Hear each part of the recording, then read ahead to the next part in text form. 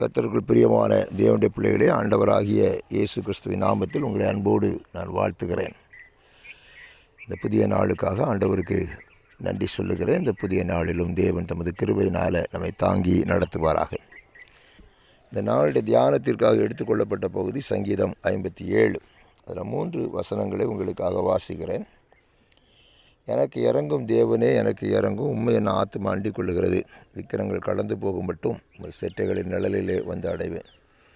எனக்காக யாவையும் செய்து முடிக்கப் போகிற தேவனாகிய உன்னதமான தேவரை நோக்கி கூப்பிடுவேன். என்னை விழுங்க பார்க்கிறவன் என்னை நிந்திக்கையில் அவர் பரலோகத்திலிருந்து ஒத்தாசை அனுப்பி என்னை ரட்சிப்பார். தேவன் தமது கிருபையையும் தமது சத்தியத்தையும் அனுப்புவார். அந்த ரொம்ப அருமையான ஒரு அனுபவத்தை தாவீது சொல்லுகிறதை நம்ம பார்க்கிறோம். அதாவது விக்கிரங்கள் கடந்து போகும் மட்டும் எனக்கு ஒரு நிழல் இருக்கிறது என்று சொல்லுகிறார். இந்த உலகத்தில் உபத்திரவம் இருக்கிறது, உலகத்தில் துன்பம் இருக்கிறது, கஷ்டங்கள் இருக்கிறது, மனிதர்கள் எழும்புகிறார்கள், சத்துருக்கள் எழும்புகிறார்கள், பிசாசானவன் கிரியை செய்கிறான், எல்லாம் இருக்குது. ஆனால் நமக்கு ஒரு அடைக்கலம் இருக்கிறது, நமக்கு ஒரு புகலிடம் இருக்கிறது, நமக்கு ஒரு நிழல் இருக்கிறது.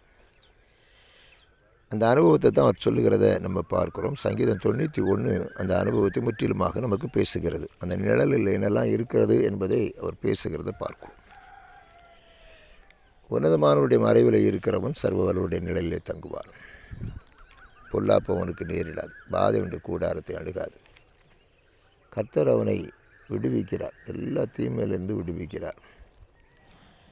ரொம்ப அருமையாக சொல்லுகிறார். கர்த்தருக்கு ஸ்தோத்திரம். அவருடைய பாதுகாப்பு இருக்கிறதை அதில் நம்ம பார்க்கலாம். சிங்கத்தின் மேலும் நடப்போம் என்று சொல்லுகிறார். எந்த ஒரு தீங்கும் சேதப்படுத்தாதுன்னு சொல்கிறார்.